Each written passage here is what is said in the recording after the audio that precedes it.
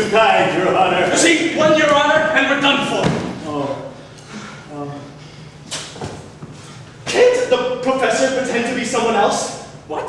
Wonderful idea. Yes, I can pretend to be a psychiatrist from the criminal department. No, I've got it. Captain Mark Antonio Bonzi Piccini. He's a friend of mine in forensics from Rome. Even better. Then later, if she says anything derogatory in her article, we'll call him back in as a witness. Can you put your way in forensics? No problem. I'll need a disguise, of course. Can't walk without a costume. Dear. Oh, not to worry. I've got some things right here. Oh, what? Oh, Jesus God. Better send her up. You meet her at the top of the stairs, Constable. Send her up. I'll just change out there, then.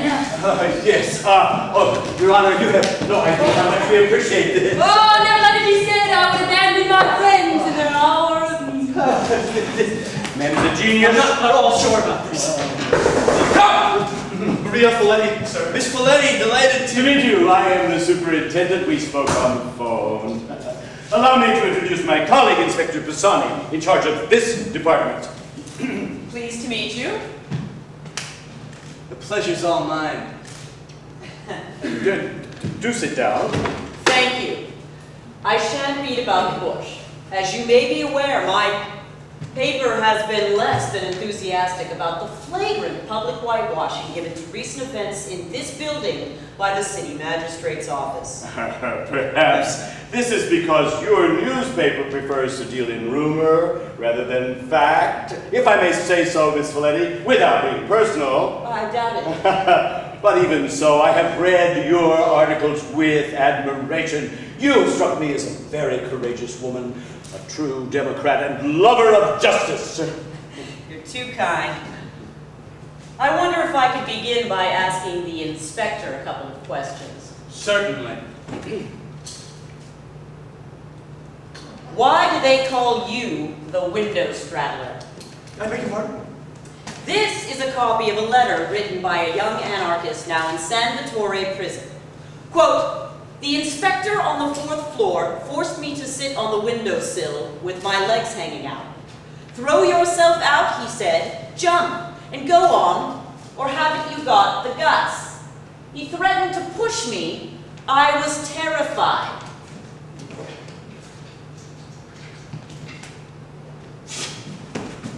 I resent this. Don't worry, Marco will be here in a minute. Oh, it's Marco now, isn't it? You were saying... All right, if you accept the word of a condemned criminal against those of a police officer, well, I'm afraid I don't know how to reply. Superintendent? Oh, perhaps my colleague can help. I took the liberty of asking him to join us. He's a forensics expert from Rome. Come in, Captain Mark Antonio Bonzi Piccini. May I present Miss Maria Folletti? She's a... Oh. Delighted. Oh, pardon my stiff hand. It's Woody. Memento of the Algerian campaign. Nasty business. Green Berets. Vietnam. All past history. Have a seat. I'll just park my old timbers over here. Oh. So, what is the subject? Window straddle. Oh, splendid. Now, according to the evidence of the emergency services, a call was registered from the switchboard of this station on the night of the alleged suicide at 2 minutes to 12. Oh. The call was a request for ambulance services. Witnesses to the suicide all agreed that it took place at 2 minutes past 12. Can you explain this discrepancy? It is a crime now to be prudent and show a bit of foresight, is it? We often call an ambulance on the off chance. Besides, the clock which registered our call at the exchange was probably slow. More than likely. Extraordinary. Why extraordinary? This is not Switzerland, you know. People set their clocks as they bloody well like here. Some forward, some backward. This is a country of artists and stupendous individualists. We are Italians, rebels against custom and habit. Well said, Captain. Mine's the eye. I? It's glass, you'll knock it out. Sorry. What are you driving at, Miss Folletti? Among the documents of the inquiry produced by the examining judge, there is no sign of any expert analysis of the parabola of the fall. Something almost obligatory in such cases. Parabola? Beautiful word. It would establish whether or not the anarchist was alive when he went through the window. I.e., did he go through with a slight jerk, indicating a voluntary movement which would clear the side of the building? Or did he, as appears, slide down the wall, sustaining fractures and lesions consistent with an inanimate object? Were the suicide's hands injured in such a way as to indicate he put them out instinctively to protect himself? It would establish whether or not he was conscious. Oh, I think I ought to point out that this was a case of suicide. The bastard wanted to die, so why would he put his bloody hands out? Splendidly answered. Mind the eye, can't you? Well, perhaps you can explain the bruises seen on the young man's neck. It's not at all clear what caused those. I advise you against any careless talk, young lady. Is that a threat? Not at all, no. You see, there were indeed bruises on his neck. These were caused during the final interrogation, just before midnight. One of the officers became slightly impatient and struck the suspect a hard blow on the nape of the neck. What?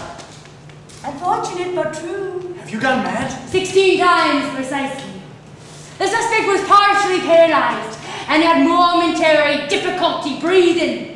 An ambulance was called immediately. At the exact same moment, each of the officers led the anarchist to the open window and supported him as he took in a few reviving gulps of the cold night air. Now, as is sometimes the case, each of the officers thought the other had the stronger hold. You know the sort of thing. And out he goes. What more can you say? Brilliant, superb, so simple. Classic. Well done, Captain. That's it! Oh, fuck me. What did I tell you? It's gone. Oh, good heavens. The arm's out. Everybody down. A very clever explanation, Captain. Not bad, but the brain work gives you a headache. I have to admit that this version clarifies several points. Why the ambulance was called in advance, the inanimate fall of the suspect's body, And the strange terminology employed by the judge in his summing up. What strange terminology. Yes, try to be more precise, madam. Have you found it yet? What color is it? It's see-through, dumb butt. It's an eye.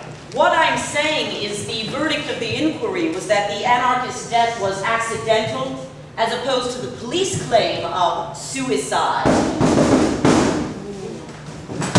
Come in! Bertozzo. Sorry, sir. I just came to drop this off. What is it? No! It's a reproduction of the off the agricultural bag. Oh, splendid. Stick it on the desk, please. Oh, found it! There! What the hell was that? My eye! This yours? Okay, don't be alarmed. There's no detonator. Oh, thank God for that. Would you look at what a mess you've made of it? Constable, would you be kind enough to give me a glass of water to wash it in? Certainly.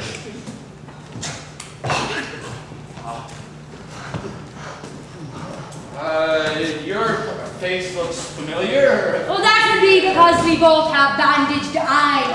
Allow me to introduce you, Inspector Bertozzo. This is Captain Marcantonio Piccini, the forensics expert. Piccini, that's impossible. I know Captain Piccini. This is not... No, you don't! You're assaulting me again! That's quite enough. I wanted to why you punched me in the eye! Punch me, kick you. Because of the insults and the raspberry! That's quite enough. Quite enough. Can't you see we have visitors? Very well, but that is not Captain Piccini, you got it? No! Oh, gee. Another glass of water, sir. Sure. And this is Miss Folletti. We'll explain later. Miss Folletti is a journalist. Understand now? No. She's here to conduct a very important interview. See? How do you do? No! I swallowed the eye!